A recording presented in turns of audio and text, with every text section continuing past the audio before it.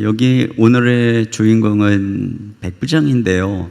백부장이 성경에서 주인공이 되기 어려운 몇 가지 요소가 있어요. 첫째는 이 사람이 이방인이거든요. 이방인은 예수님도 언젠가 수르보니 여인에게 개라고 한 적이 있고, 또 유대인들은 지옥의 땔감이라고 부정하게 여기는 존재입니다. 두 번째로 이 사람은 로마 장교예요. 지금 유대를 다스리고 있는, 그러니까 예전에 우리 일제 그 식민 지배 시대를 생각하면 일본 장교와 같은 겁니다. 세 번째로는 이 사람이 회당까지 지어준 걸 보면 부자입니다.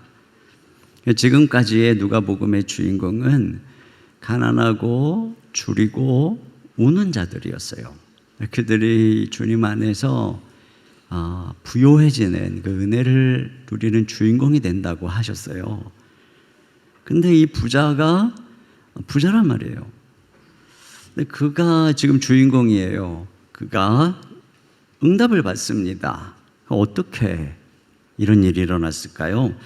첫째로는 누군가가 이 사람을 위해서 간절히 중보기도를 드렸기 때문입니다.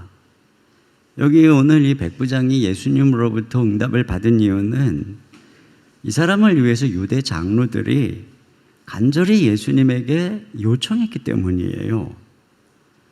그러니까 본인이 직접 예수님께 나간 게 아니고 그를 위해서 유대 장로들이 나갔으니 오늘 우리식으로 말하면 중보기도를 한 거죠.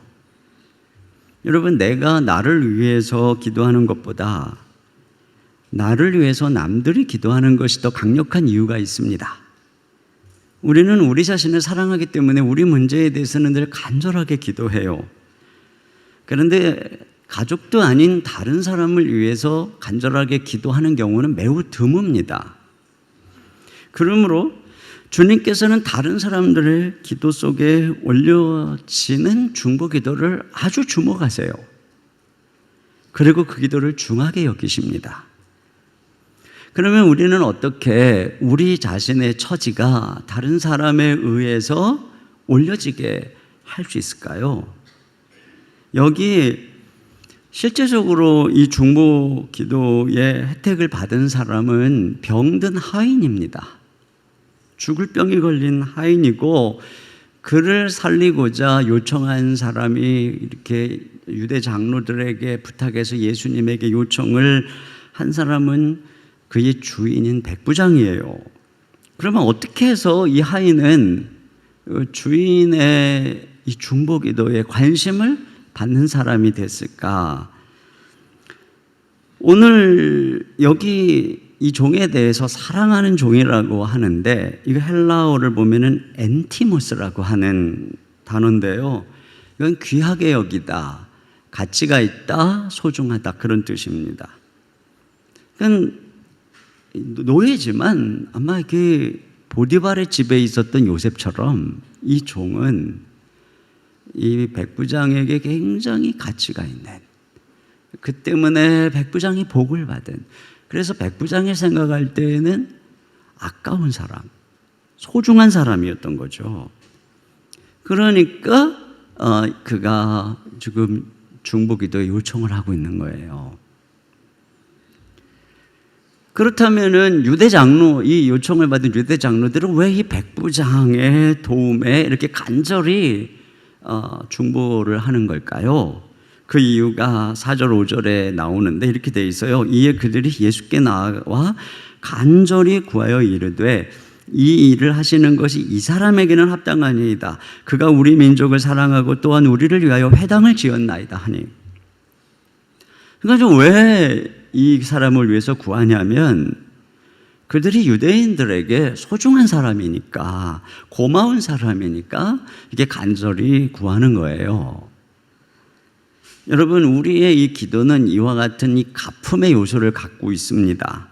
물론 우리가 긍휼과 사명으로 많은 사람을 위해서 기도할 수 있지만, 모르는 사람을 위해서 기도할 수 있지만, 많은 경우에 우리는 기도로 은혜를 갚아요. 너무나 고마워서 기도하고 그 사람이 소중해서 기도하고 그런 사람이 혹여라도 어려운 상황에 처하면 내일처럼 안타까워하며 간절하게 기도하지요. 더군다나 내가 은혜를 갚을 수 없는 상황이라면 더더욱이 하나님께 그 사람을 올려드리며 기도하게 되는 것이죠. 이렇게 누군가의 기도 속에 우리가 올려질 때 주님이 그 기도를 귀 기울여 들으신다는 거예요. 그리고 주님께서는 그런 기도 속에서 그 사람이 하는 평가에도 귀를 기울여 들으신다는 겁니다. 여기 장로들은 예수님께 이 사람의 요구를 들어주는 게 합당하대요. 여기 합당하다고 하는 이 말은 그럴 만한 자격이 있습니다. 그 얘기예요. 그러니까 뭐 회당도 지어주고 그랬으니까. 여러분, 이 말을 백부장이 자기 입으로 하면 공로주의예요. 제가 이만큼 주님을 위해서 일했잖아요. 그러니까 제게 응답해 주셔야 됩니다 라고 말하면 공로주의고, 주님은 절대 그런 기도 안 들어요. 바리새인과 같은 기도잖아요. 그런데 내가 자랑하지 않고 다른 사람이 하나님 앞에 나아가서 내가 한 일을 자랑할 때, 추천할 때 하나님은 그것을 인정해 주시는 거예요. 여기 이 백부장을 보세요. 그가 장로들의 그 생각하고 다르게 자기를 뭐라고 생각하냐면 6절 하반절에 이렇게 돼 있어요. 내 집에 들어오심을 나는 감당하지 못하겠느다. 7절 상반절에 그러므로 내가 나아가기도 감당하지 못할 줄 알았나이다. 그러니까 감당을 못하겠대요. 여기 내가 주님께 나가는 것도 감당하지 못하겠다는 이 단어는 앞에 유대 장로들이 합당하다고 한 바로 그 단어예요. 악시오스라고 하는 바로 그 단어. 그러니까 유대 장로들은 이 사람이 주님으로부터 기도응답받기 합당합니다라고 말했는데 정작 자기는 아닙니다. 저는 주님 얼굴 뵙기도 감당하지 못할 자격 없는 자라고 생각하고 있는 거죠. 이게 바로 주님이 인정해 주시는 선행의 특징입니다.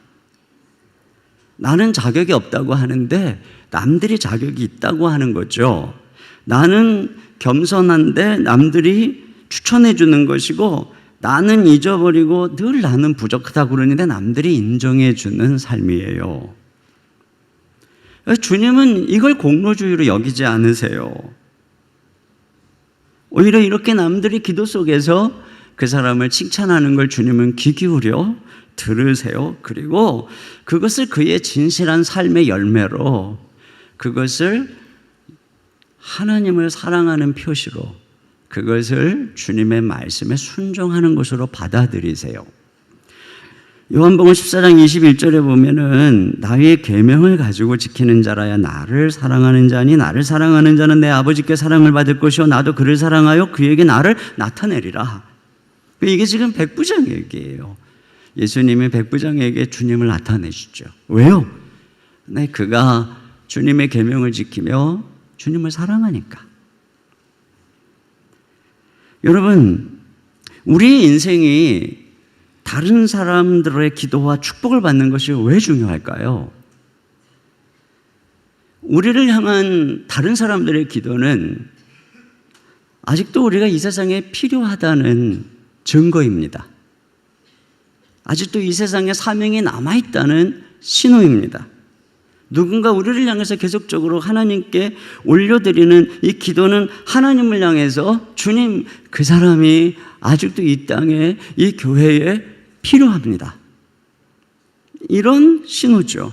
주님, 그의 사업이, 그의 건강이, 그의 가족이 이 땅의 주의 사역을 위해서 잘 되어야 합니다. 바로 이 기도가 아직 우리가 이 땅에 살아가야 할 이유가 있고 사명이 있다는 사실의 증거가 되는 것입니다. 우리가 이 세상에서 이와 같이 누군가에게 필요한 존재가 되는 것은 단 한 가지죠. 그것은 바로 사랑입니다. 오늘 여기 이 백부장이 하인을 사랑하고 또 유대민족을 사랑했던 것처럼 내가 사랑하고 섬기는 만큼만 나는 누군가에게 필요한 사람이죠. 내가 뭐 학력이 좋다거나 돈이 많다거나 권력이 있다거나 또는 잘생겼다거나 이거 같다고 그 사람이 이 땅에 필요하다는 건 아무 상관이 없습니다. 오직 하나죠. 사랑만이 우리로 세상에 필요한 존재가 되게 하죠. 사랑을 잃는 순간, 나를 위해 사는 순간, 내 재물의 대부분을 내 육신을 위해서 소비하는 순간, 우리는 더 이상 다른 사람에게 소중해지지 않습니다. 그리고 누군가의 기도 속에서 사라집니다. 하늘을 향한, 우리를 향한 기도가 그쳐버립니다. 그때에 무엇이 우리를 위기에서 구해줄까요? 주님이 왜 내가 너의 병을 고쳐주고 왜 내가 너의 사업을 회복시켜 주어야 하지? 우리가 뭐라고 말할까요? 내가 어려울 때 내가 말하지 말고 남이 말하게 하세요. 그것이 오늘 이 백부장이 응답받는 비결입니다. 두 번째로는 이 백부장은 상식을 뛰어넘는 믿음을 가졌습니다. 오늘 백부장이 응답을 받은 것은 그의 믿음 때문이에요. 오늘 본문이 유독 주목하고 있는 부분이죠. 자, 9절에 이 믿음에 대해서 뭐라고 했는가? 같이 읽습니다. 시작. 예수께서 들으시고 그를 놀랍게 여겨 돌이키사 따르는 무리에게 이르시되 내가 너희에게 이르노니 이스라엘 중에서도 이만한 믿음은 만나보지 못하였노라 하시더라. 예수님이 그의 믿음을 놀랍게 여기시고 이스라엘 중에서 만나보지를 못했다는 것입니다. 그러면 그가 가진 믿음이 어떤 것이기 때문에 그랬을까요? 먼저는 우리가 살펴본 것처럼 이 사람은 예수님이 자기 집으로 가니까 벗을 보내서 예수님이 우리 집에 들어오는 것도 감당하지 못하고 내가 예수님 마중하러 나가서 주님 앞에 서는 것도 감당하지 못합니다. 나는 그럴 자격이 없습니다. 라고 말하는 되게 겸손한 사람이죠. 겸손한 믿음을 가졌어요. 이 자세에 대해서 스펄전이 이렇게 설명을 했습니다.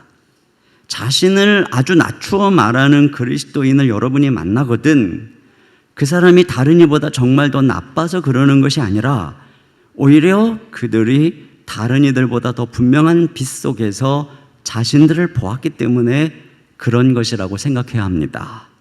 백부장이 지금 이렇게 말하는 것을 통해서 백부장은 지금 예수님 안에서 엄청난 하나님의 영광을 보고 있다는 것을 반증하는 거죠.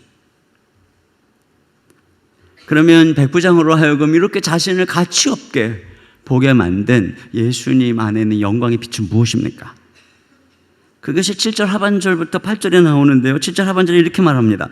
말씀만 하사 내 하인을 낫게 하소서. 나도 남의 수하에 든 사람이여 내 아래에도 병사가 있으니 이더러 가라면 가고 저더러 오라면 오고 내 정도로 이것을 하라면 하나이다.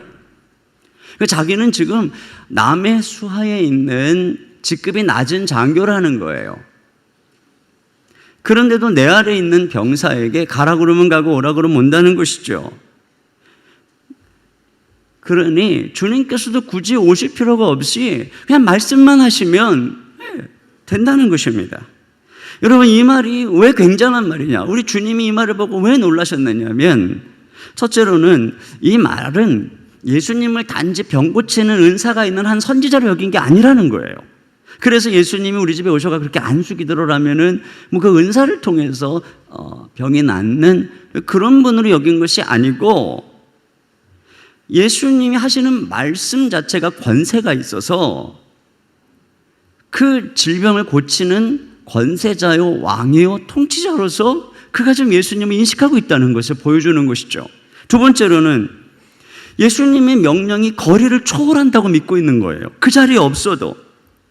예를 들어서 로마의 황제가 로마의 곳곳에 그 엄청난 땅에 권세를 미치기 위해서 그곳에 가지 않아요. 자기 보좌에 앉아서 말하면 그 말이 로마의 경계의 땅끝까지 미치는 것이죠.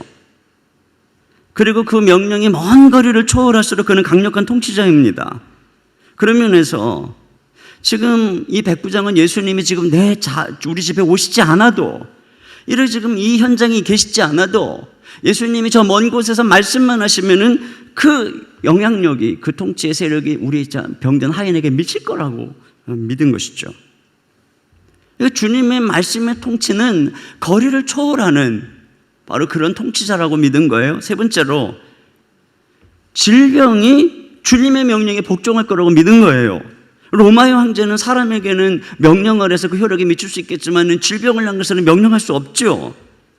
그런데 우리 주님의 말씀의 명령은 몸에서 질병을 일으키는 바이러스, 종양, 세균, 각양 몸에 있는 모든 질병에 미치고 그것을 바로 잡는다라고 믿은 것이죠. 그러니까 주님의 통치가 단순히 어떤 도덕적인 피조물뿐 아니라 자연 만물, 모든 만물에 미친다라고 그가 생각한 거예요. 결국 이것은 예수 그리스도를 창조자로 믿은 것입니다. 예수 그리스도를 만물의 주인으로 믿고 있는 것입니다. 통치자로 믿고 있는 것이죠. 여러분, 이 믿음은 정확한 믿음이에요. 요한복음의 1장 1절로 3절 이렇게 되어 있어요. 태초에 말씀이 계시니라. 이게 예수님이잖아요. 이 말씀이 하나님과 함께 계셨으니 이 말씀 곧 하나님이시니라. 그가 태초에 하나님과 함께 계셨고 만물이 그로 말미암아 지은 바 되었으니 지은 것이 하나도 그가 없이는 된 것이 없느니라. 골로새서 1장 16절에 보면 만물이 그에게서 창조되되 하늘과 땅에서 보이는 것들과 보이지 않는 것들과 혹은 왕권들이나 주권들이나 통치자들이나 권세들이나 만물이 다 그로 말미암고 그를 위하여 창조되었고 또 그가 만물보다 먼저 계시고 만물이 그 안에 함께 섰느니라. 그 예수 그리스도가 바로 이와 같이 모든 천지를 말씀으로 창조하신 말씀이시고 창조자이시고 그 말씀이 지금도 모든 만물을 통치하고 다스리고 있는 주권자요 통치자라는 것입니다. 여러분, 이 고백은, 이 요한의 고백도 이 바울의 고백도 모두가 다 예수님이 십자가에 죽으시고 부활하시고 승천하시고 성령님이 임했을 때에 비로소 그들이 그 영광을 보면서 고백한 내용인데, 놀라운 것은 아직 그 사건이 일어나지도 않았는데 어떻게 이 백부장은 예수님에게서 그 영광을 본 거예요. 그리고 그렇게 믿은 것이고 그 믿음대로 된 것입니다. 그래 예수님이 놀라지 않을 수가 없는 것이죠. 그래서 그의 믿음대로 예수님이 그 집에 가지도 않았는데 하인이 나왔어요. 10절 말씀 다 같이 읽습니다. 시작. 보내었던 사람들이 집으로 돌아가 보매 종이 이미 나와 있었더라. 그러니까 주님께서는 그러잖아요. 내 믿음대로 될지어다. 그러니까 우리가 주님을 크게 믿으면 믿을수록 놀라운 그 예수님의 영광이 기적에 나타난다는 것이거든요. 근데 이런 질문을 던질 수 있어요. 지금 어차피 예수님은 집으로 오고 계신데 이런 믿음을 갖지 않아도 예수님은 집에 와서 안수기도 해서 이 하인을 고쳐주실 텐데 굳이 이런 믿음을, 예수님이 놀라는 믿음을, 지금 내가 가진 믿음보다 더 큰 믿음을 내가 가져야 될 이유가 무엇이냐. 첫째로 여러분, 이 믿음은 어떤 결과를 가져왔느냐 하면 더 큰 응답을 경험하게 하는 것입니다. 지금 단순히 하인이 고침받은 것으로만 끝났을까요? 아닙니다. 그보다 더 위대한 만남을 경험하는 것입니다. 이 과정을 통해서 이 백부장은 천지의 주제이신 창조자, 그가 사람이 되어 이 땅에 그리스도로 메시아로 오신 바로 그 메시아를 만난 것입니다. 그는 그래서 구원을 받은 것입니다. 이게 얼마나 큰 영광입니까? 또 이 백부장의 믿음을 통해서 그리스도가 누구인지 세상에 드러나고 있는 것입니다. 그의 믿음을 통해서 그가 예수님이 오시지 말고 말씀만 하십시오. 그러면 하인이 나을 것입니다 라고 믿었을 때 그대로 되었고, 그 결과 예수님이 누구라고요? 말씀으로 세상을 창조하고 통치하신 분이라는 사실이 나타난 것입니다. 여러분, 우리는 왜 구원받고 우리는 왜 부름받았습니까? 나의 인격이나 나의 이성이나 나의 리더십이나 나의 똑똑함을 증거하라고 부름받은 것입니까? 그것이 아니죠. 우리는 우리를 통해서 예수님이 어떤 분인지를 증거하라고 부름받은 것입니다. 그런데 그것은 바로 오직 믿음으로만 하는 것이죠. 우리 지난 수요일에 몽골 국제대학의 총장이신 권호문 총장님이 오셔서 참 은혜로운 말씀을 전해주셨어요. 이 몽골 국제대학은 몽골 대통령이 특별히 관심을 갖고 이렇게 밀어주고 시작한 학교고요. 국제대학이에요. 영어로 다 수업을 하고, 그래서 선교사님들이 다 가서 봉사하면서, 제가 이제 올여름에 갔었는데 영어로 가르칩니다. 30% 이상이 외국인이고 나머지 70%가 몽골 젊은이들이에요. 우리가 잘 아는 그 하버드대 출신의 내르노무스 이용교 선교사님이 바로 그 대학에서 가르치셨고 거기 부총장을 역임하셨죠. 근데 바로 그 대학을 설립하신 분이 지난 수요일에 오셨던 권호문 총장이세요. 이분이 주님으로부터 그 대학을 설립하도록 그렇게 인도함을 받을 때 이분은 박사도 아니었어요. 총장이 박사가 아니면 됩니까? 또 영어도 못하고 유학을 가본 적도 없어요. 그런데 그렇게 주님이 그를 순종하도록 이끌어 가신 거예요. 그래서 결국은 지금의 이제 그 국제대학이 생긴 것인데, 그분이 자신의 이야기를 하는 중에 참 어떤 말씀이 제 마음에 와닿았어요. 그게 뭐냐면 12정탐꾼을 이야기하면서 하나님이 계신 선택을 하느냐, 하나님이 안 계신 선택을 하느냐가 그들의 운명을 갈랐다는 거예요. 10명의 정탐꾼의 한 말은 전부 사실에 기초한 이야기였어요. 아주 이성적이고 합리적인, 똑똑하고 똑부러진 모든 위험을 감지한 이야기였어요. 그런데 그 이야기 안에는 하나님이 안 계셨어요. 믿음이 없었습니다. 그렇기 때문에 그들이 믿음이 없는 합리적 선택을 한 결과 그들의 인생은 광야로 내몰렸고 거기서 망했다는 것입니다. 그러나 여호수아와 갈렙의 판단 속에는 하나님이 계셨다는 거예요.